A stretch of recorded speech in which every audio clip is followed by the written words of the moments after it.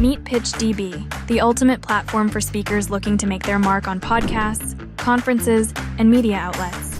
PitchDB provides access to over 3 million platforms, ensuring you find the perfect avenue for your message. With AI integrations, your bios and pitches are tailored uniquely to each opportunity, giving you the edge you need. Join now at pitchdb.com. Welcome to Your Brand Amplified, the podcast where we interview marketers, publicists, and brands to learn their stories, what makes them tick, and tips and tricks that make a difference.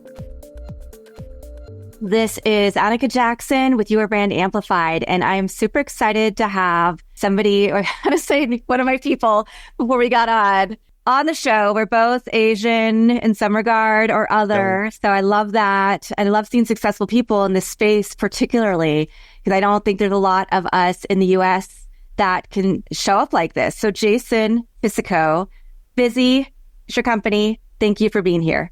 Hey, thank you for having me. Yeah. So you have been in digital marketing for quite a while, and now you have changed course a little bit. So I'd love for you to talk about your background, what you were doing, and then the pivot that you took. Yeah, for sure. I've always wanted to get into marketing. So at the very beginning, it's funny. So back when I was like 18, 19, I knew already then that I wanted to get into marketing, but no one was going to take me seriously with no experience and also being young. They're like, oh no, kid, like give it a couple of years, right? Yeah. I got that.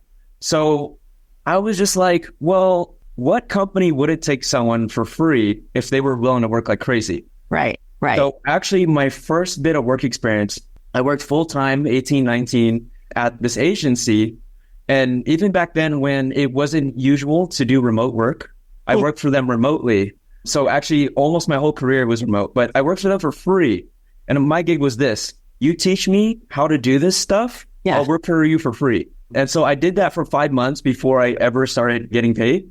Obviously that's illegal, and I know that now, but for that agency, they were teaching me a lot. And after hours, the two partners were sitting down with me and teaching me a lot of stuff. So all in all, I was putting in 110 hours a week, right? But I was learning at an accelerated rate. And then after that, I had a couple businesses. I freelanced a lot, worked at some notable agencies. And then over the course of my freelancing, I ended up producing over 100 million for my clients. I was doing everything from building the landing pages myself, building the videos and graphics myself, doing all the copy, running the ads, building the back-end email, SMS automations, doing the Zapier automations where when someone buys something, they're automatically added to a platform. I was doing all the above, and I was just killing myself for years, but really learning the game. To date, I've spent over 76,000 on online digital marketing courses and all that. And then now we have what is Fizzi, which is basically me and people that I've pulled from my past employment and things like that. All the best of the best that I know in my network. I pulled them all together. We formed a team, and that's what Fizzi is now. And I feel we are really disrupting the space because we're definitely doing things that I just haven't seen anywhere else. Yeah, like what? Explain. So, for example, we've had several clients where we do 6-figure launches, right? Because most of our clients, they sell high-ticket online coaching programs, online courses, or maybe they're selling a done-for-you service like Amazon automation. Right? So we've had a good amount of 6-figure launches there. And so something that we do different, and I have a really, really controversial view on this. Okay. Now, don't get me wrong. When we build out your systems, your landing pages, your graphics, your videos, we take pride and we do it well. Mm-hmm. My controversial view is this: you can have the ugliest ads, the ugliest landing pages, even beginner media buyers on your team. But if you have the best copywriters, you will get results no matter what. And so something that we thrive on, which really changes the game, is the biggest part of our payroll is copywriters. If you don't focus on really good copywriters, everything else doesn't matter. Now, of course, we have systems in place. I've done all this myself. I know how to build beautiful landing pages, therefore I can run a team to do that. Yeah. I know how to build beautiful email and SMS templates and all sorts of things. That's no problem. But with copywriters, we're able to accelerate the phase to go from concept to major launch, or if you're already an established business, which is actually our target audience, to go from where you are now to where you want to be. Because like a lot of people that come in, they're established businesses, but they're hitting a plateau. And they're just like, no matter what we do, we advertise on Facebook, we advertise on Google, we advertise on YouTube. It's just not getting anywhere. But when we really break it down, it's their copy. It's their copy. They'll be like, wow, we have these beautiful landing pages, right? And they're converting at a high rate. So that can't be it. It's like, we're targeting all these people. We have a list of millionaires. We're targeting those. It's not going anywhere. And I'm like, you're not hitting the wrong people. And your pages aren't ugly. It's your copy. And so one little shift there, we bring my team on, which is basically copywriters. They come in, they change the copy, and literally overnight, they're seeing like their conversion rates not even go higher, but they're converting a high percentage of people that can actually afford their highest ticket products. And even more to step onto that, what we are doing too is we are simplifying their business model. We have people who come in, they have 8 different offers, and we're like, what's your most expensive one? And they're like, oh, it's this 25 grand offer, but I don't know, it's like really expensive. And I'm like, okay, let's just focus on that one. And our most successful clients who hit their first 6 or 7 figures in monthly recurring revenue, they get there because they focus and go all in on 1 or 2 offers. And we just go for their most expensive ones. And so that's another controversial one. People think, oh no, we have to warm them up. We have to sell them. Right. You have to sell the $19, $27 or whatever offer and then scale them. But our data has shown time and time again, the lifetime value of a customer, when you bring them in at a $20 offer, it doesn't compare to when you just go straight for the meat and try to sell the high ticket off the bat. Yeah. And then also, we've also found it is significantly more profitable to sell a $20,000 offer and be profitable than it is to go in volume and sell these $20 offers. Yeah. It's so funny because, and I've made this mistake as an entrepreneur, when I moved back to LA from Houston a few years ago, and it's like, I have to prove myself all over again. So I'm going to not charge a lot and I got tons of volume of clients. Like I scaled really quickly, but I also scaled my team up quickly. And, that's also not something you want to do. And people always think you have to do that to prove yourself. And now I teach at USC and I tell my grad students, like one of them was going to start an agency. Is like, I'm doing 60 to 90 day free trial. I'm like, nope. No, you are not. Because you're not going to attract the people who actually value your time. Exactly. No, it's so hard though, because there are so many people who need our help that you always want to like go back to like, okay, I'll charge less, but then it never ends up going well. I feel like, or rarely goes well. So you're saying go to your highest offer, go after the people who you know can actually afford right now. Yeah, exactly. So to me at this point, it's almost common sense that if you can actually do what you are offering, and you have a proof of concept that people who can afford it see the value, there's nothing stopping you from just focusing on that other than your own internal feeling that, oh, like maybe I'm charging too much or anything like that. Yeah. I've found like there is always a market to sell higher ticket and you'll actually have an easier time. The clients who I charge anywhere from like 10 to 30 grand a month. Wow. Their mindset is very much like, okay, we're hoping to get some like to break even in like 3 months. Cool. But then the clients who you charge like 2 grand a month, they're like, oh my God, how's my money doing? How's my money doing? Are these ads working? Is the funnel working? Do you need anything? And then it's like, there's nothing wrong with that, right? Like some people really thrive in going to that market. But who I serve is people who already want to sell higher ticket and are already in that kind of field where they're selling high ticket.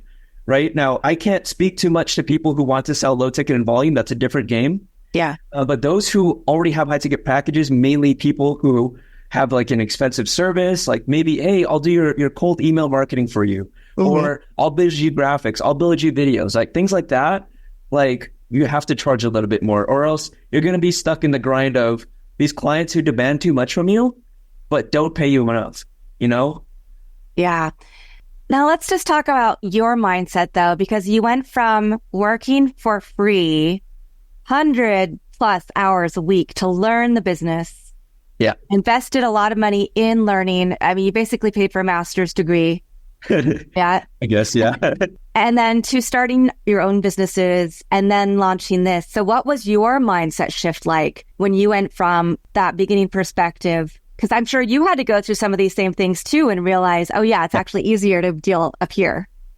Yeah. So my initial intention was like, I've seen from people like friends of friends, family of friends, that people in marketing can make six figures. I was like, wow, that's incredible. I want to make six figures one day. Like, I'll give my 10 years of hard work and make my six figures, right?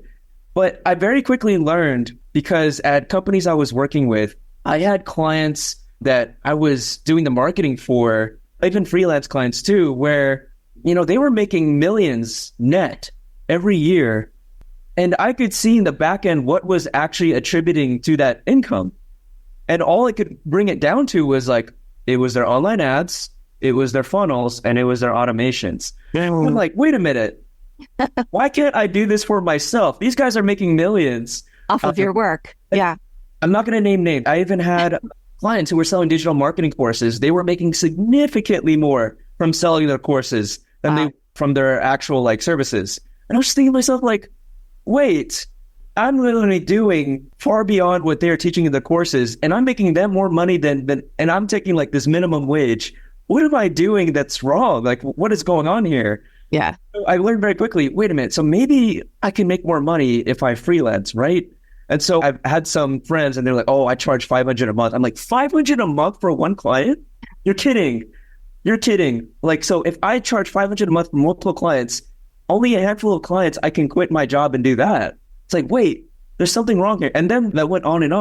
And as I help more clients, so 2 years ago, I had a client, she made $44 million that year with a 27 million profit. 27 million net profit. Her payroll was only $1 million, and the rest went to the bank. And that was like my breaking point too, where I was like, I'm clearly in the wrong game. I have to figure out how I can use my skills I already have to magnify this. So that's where Fizzi comes in. I have a partnership model where we will only make money when our clients make money. And so it's a very fair deal. If the clients aren't making money, we're not making money, right? Wow. So as our clients scale, we get to scale, and they feel it's fair because that new explosive growth that they get, it doesn't happen without us. Yeah. And so that was like the big epiphany. Everyone wins together and no one's cheaped out. It's not like, oh, pay this expensive retainer and that's it. It's like, no, there's more to it. Yeah. No? Oh my God, I love that. I want to talk about something else you mentioned, which is a lot of your team is copywriters. And now we live in the world of AI where everybody thinks they can just put everything into ChatGPT. And if you know how to do the prompts, you can get pretty close. There still has to be a human element. But how is that different than what your team does? Because, that's a question people are asking. For sure. And just to clarify, so I think I misworded that. Like our team has a pretty even distribution. It's just that where we go big in terms of payroll is copywriters. Yeah. Because that's the most important element. If we don't have our copywriters, we won't get results in the store. But in terms of AI, I have another controversial view on that because a lot of people are saying, hey, AI is going to replace a lot of marketing jobs and all of that. I truly believe that AI will only replace people who didn't have the high level skills to begin with. Interesting. So we use AI, but it's not a matter of, oh, AI generates this prompt and then we go use what AI wrote. It's AI gives the ideas and streamlines the research. It streamlines the ideas. It streamlines ideas for like hooks and opening lines. But at the end of the day, it still takes a high level copywriter who has seen over hundreds of landing pages, over hundreds of ads, what is actually going to convert. And then they take that skill, they edit what the AI shoots out to make it actually work. Yeah. So AI saves time, but it doesn't replace. Yeah. Now, if we were looking for junior copywriters who maybe are fresh out of college, I could see how we would have let them go very quickly with AI. But if you want like high level results, you still need really good writers. Yeah. Yeah, absolutely. I'm with you. I do think AI will replace some jobs, but I think when I've spoken to AI experts, where it's going to replace more jobs are things that people don't even want to do anymore. Automation, factory work, things that people just don't want those kind of jobs, but that gives more freedom to be able to be creative. So you can take what the AI does, but then, like you said, you're creating something completely different. It's just a starting point, or you're taking some copy that you've already written, putting it through and saying, oh yeah, that's a word that I should use that I didn't think of. Exactly. Oh, yeah. Yeah, so exactly. So for job functions where maybe there's not a lot of skill involved, where you can really take someone entry level, for example, answering Google reviews or something like Oh, that. yeah. For a client, we already have automations in place for that. We have an automation where as soon as they get a Google review, ChatGPT 4 generates a good response, and then someone manually reviews all the responses and then automatically puts it on. Oh, perfect. Yeah. Because I have seen those reviews where sometimes like somebody gets a bad review and then I'm like, Exactly. that's a bot that said, oh, thank you for blah, blah, blah. And I'm like, that's not what they said. So, Exactly. And then very basic customer service questions, same thing. We have ChatGPT, because there's often common questions, right? ChatGPT can automatically reply to all those prompts, or it'll at least message one person, and that person can then decide to write that prompt or edit it a little bit. So one person can do the customer service, online digital customer service for probably hundreds of clients. wow. So that's something that we're already doing. But when it comes to like the marketing itself and getting results, we can't replace good copywriters. Yeah. So that's just like differentiation, so. Well, and another question I wanted to ask you is your view on US teams versus overseas teams. Okay. Yeah. So that's a really good question. So for us personally, any of our high level stuff like automations, copywriting, ads, we do that in-house in the US, right? So they're either in Pacific time zone, Central, or Eastern, right? Really simple. Now, that is my personal preference for one specific thing.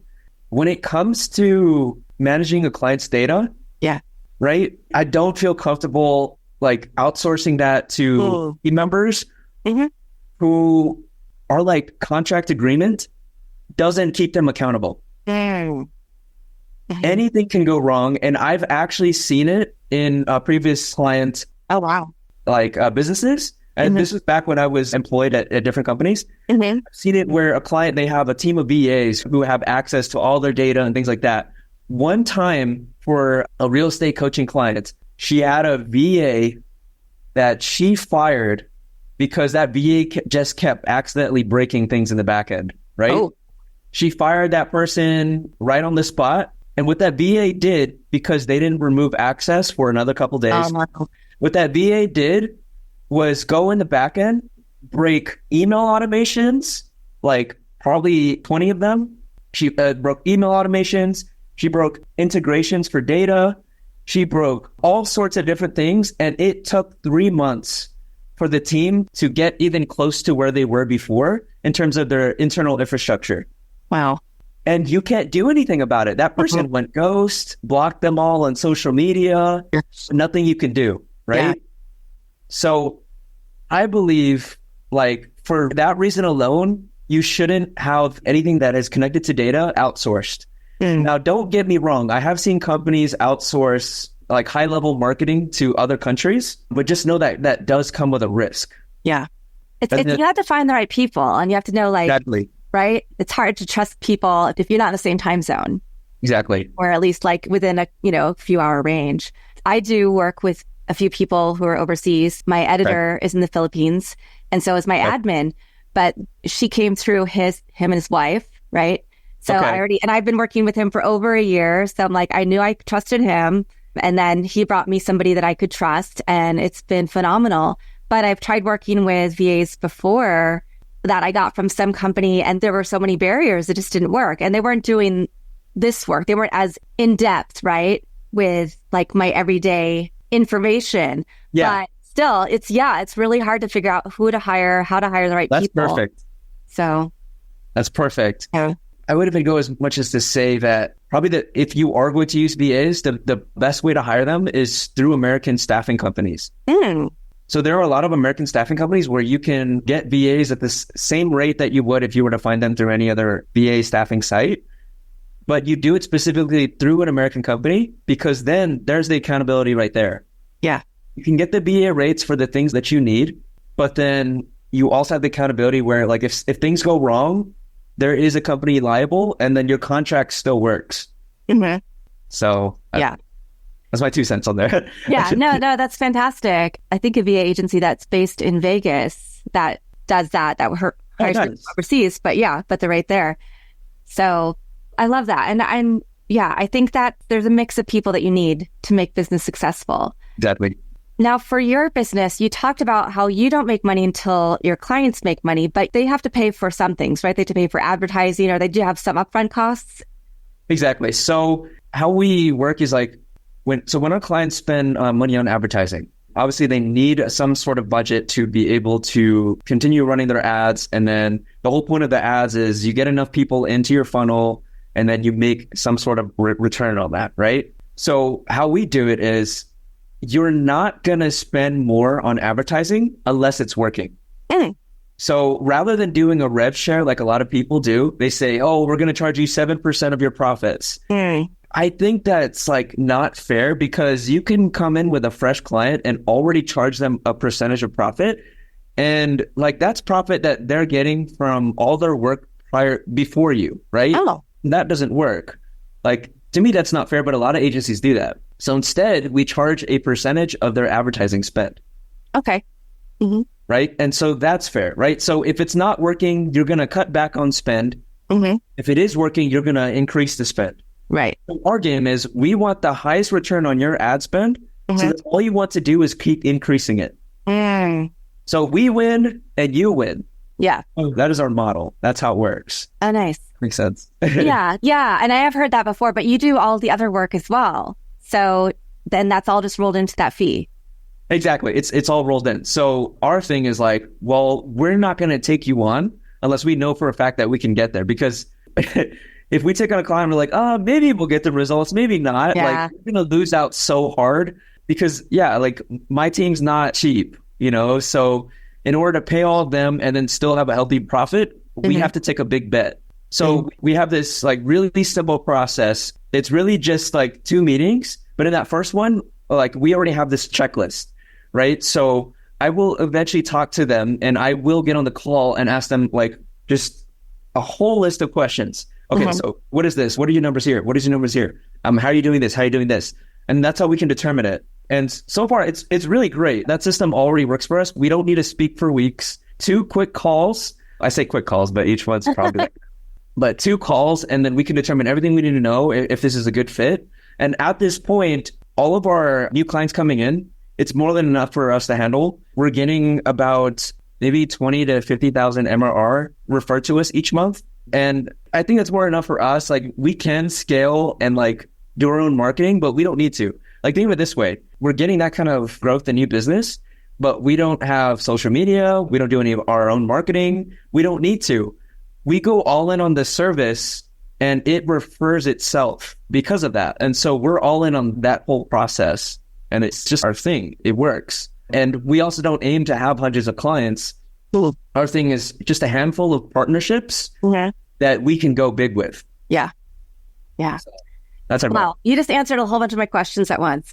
Okay. So that was good because I was going to ask about that. Like, how much do you want to scale? Like, what do you see next for your business? And like, okay. Yeah. So what else do you want to do with your business? I mean, you're going to take a few handful of clients at a time, but you don't have to do your own marketing, but you've proven that you know how to do the marketing really well, obviously, through the client success stories that you have. Yeah, I think this model just really, really works. We're not going for a lot of clients. We're going for a few and really good partnerships, but there's always a next step. Like there's always like where we can get to a point where we're paying like salaries upwards of 300,000, right? Like, and we're getting truly the best of the best. There's also another way we can do it is we start partnering with billion-dollar companies, right? There's always that next step, but right now this is comfortable. We're growing and we're very profitable. Our clients are very profitable. And then at the same time, because we're small, we're able to give very, very intimate attention. I'm able to jump on calls with all of our clients because it's very doable. And at the same time, no one on the team needs to work 40 hours a week. That is one of our, like, I think the biggest like secret sauces too, because when your team doesn't feel overworked, but they also feel like paid very well proportionally, like they're always like, Jason, what do you need? Anything? What do our clients need? Anything? So, and it's such a great culture, right? That's all people want. Great money and not have to work too much. Yep. Yeah. And to do work they love and know that like they're valued. That's like, exactly. That's the best that you could do. So it sounds like you feel Like you're just in a really good spot. You are valued by your clients. You value your team. You found your sweet spot. You went through the trenches. You figured out like what your secret sauce is. And now you're here sharing it with us. Yes. Yeah, it's fun. I really love it. Amazing. Is there any one thing that you would tell somebody out there who is an aspiring entrepreneur, wants to launch a course or do something in the online space, have a high ticket offer that they should be really thinking about right now as one of their first steps? I don't know if there's like one thing, but one thing that does come to the top of mind is that I feel like if you do this one thing, you're very set up for success. And that one thing is if you can genuinely know all there is to know about your specific niche, you're gonna figure it out. And so if I go to a more granular level, what that translates into is if you know everything there is about like what people are charging, what they are offering, how to increase your better offer, how to make your offer better for that specific niche, how people are marketing that offer with success, who are the players to watch in that niche, what are the strategies that people are using in that niche, what is working in that niche, everything there is to know about selling it and doing the service itself. If you can learn everything there is to know about that, you're in good hands. I think the only reason that people don't find success in their specific niche is because they're allowing themselves to be ignorant on a lot of very different like aspects, and they're not doing anything to learn about it. It's like, sure, you can outsource those things, but if you outsource something that you know nothing about, you'll never know what is good work. Right. Exactly. And so I did my due diligence. I spent years doing 100-hour weeks, learning every single part, so that when I outsource it, I know exactly who's like giving me good work and who's like, just taking a paycheck. Yeah. Everything from the sales part to the marketing part to keeping the clients. I've done that. All the clients that we have right now, most of them that we have right now, I sold myself, right? I had to learn all that. I'm not a sales guy, but I know like who's actually good and who's not, and I know industry standard. What are the numbers that people are looking at in terms of what is a close rate? Am I near that? Oh, I'm not. Okay. What do I need to learn, or who do I need to hire? And so I know. Yeah. So amazing. Know everything there is about your industry. Yeah. You'll be okay. Yeah. I love that. I mean, we should all be continuously learning. So there's always something new to learn about your industry. For sure. And I also usually ask people if they have a favorite quote or mantra, motto as my last question. Probably, okay, I like watching some of Alex Hormozi's stuff, and I've always said something similar to it, but he says it better. So confidence comes as a result of actually doing it, not the other way around. And then from another book, motivation comes as a result of progress. So you don't get confidence or motivation unless you do it, figure it out, and then make progress. So I was just like, oh, wow, that's cool. Yeah, I love those. Well, thank you so much for sharing your journey with us. This has been amazing. Jason, so if people want to find more out about your services, fizzimedia.com is the best place to go? Yes, fizzimedia.com. So that's Fizzi media.com. Fantastic. Thank you to the audience for watching or listening to this episode of Your Brand Amplified. Thank you to Jason for being here today and sharing your wisdom. I'm excited about learning more about what you do. I think it fits in really well with some things that I'm about to start. So we'll be having that conversation separately. Yeah. And thank you again to everybody. Don't forget to rate, review, subscribe, follow, do all the things to help us get served to more amazing entrepreneurs. Want more? Check out amplifywithannika.com or follow me on socials at amplifywithannika.